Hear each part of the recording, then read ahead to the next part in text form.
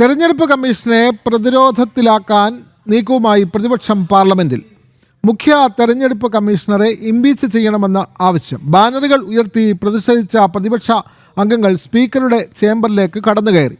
പൊതുമുതൽ നശിപ്പിച്ചാൽ നിയമ നടപടിയെന്ന് പ്രതിപക്ഷത്തിന് സ്പീക്കർ ഓം ബിർള താക്കീത് നൽകി. വിവരങ്ങളുമായി എസ് ശ്രീകാന്ത് ചേരുന്നു. ശ്രീകാന്ത്, രാഹുൽ ഉന്നയിച്ച ആരോപണങ്ങൾ അത് തെളിയിക്കാനായി ഒരു രേഖയും നൽകാനാവുന്നില്ല. തെരഞ്ഞെടുപ്പ് കമ്മീഷൻ അതിന് മറുപടി നൽകി. എന്നിട്ടും തെരഞ്ഞെടുപ്പ് കമ്മീഷനെതിരെ അനാവശ്യ വിവാദങ്ങൾ പാർലമെന്റിൽ ഉയർത്തുകയാണ് പ്രതിപക്ഷം. കൂടുതൽ വിവരങ്ങൾ ശ്രീകാന്ത്.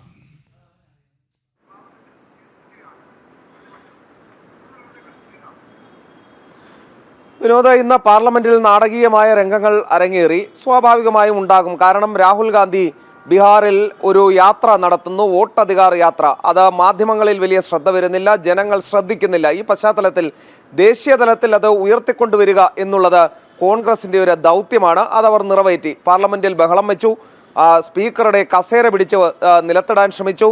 തുടർന്ന് സ്പീക്കർക്ക് നിയമ നടപടി സ്വീകരിക്കേണ്ടി വരും എന്ന മുന്നറിയിപ്പ് പോലും നൽകേണ്ട സാഹചര്യവും വന്നു.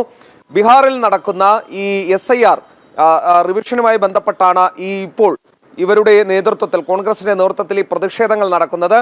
തെരഞ്ഞെടുപ്പ് കമ്മീഷനെ ഇംപീച്ച് ചെയ്ത് കളയും എന്നുള്ളതാണ് ഏറ്റവും ഒടുവിലായി വ്യക്തമാക്കുന്നത്.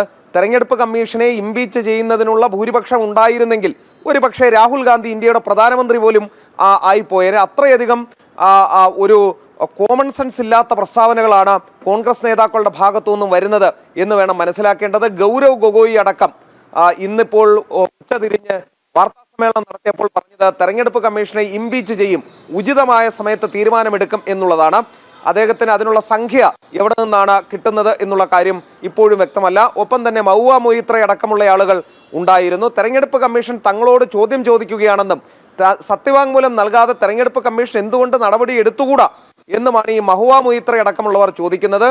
തെരഞ്ഞെടുപ്പ് കമ്മീഷനെതിരെ ആരോപണം ഉന്നയിച്ച പശ്ചാത്തലത്തിൽ സത്യവാങ്മൂലം നൽകാൻ ആവശ്യപ്പെട്ടെങ്കിലും ഇന്ന് 11 ദിവസമായിട്ടും രാഹുൽ ഗാന്ധി ഒരു തെളിവും ഹാജരാക്കിയിട്ടില്ല, സത്യവാങ്മൂലവും നൽകിയിട്ടില്ല.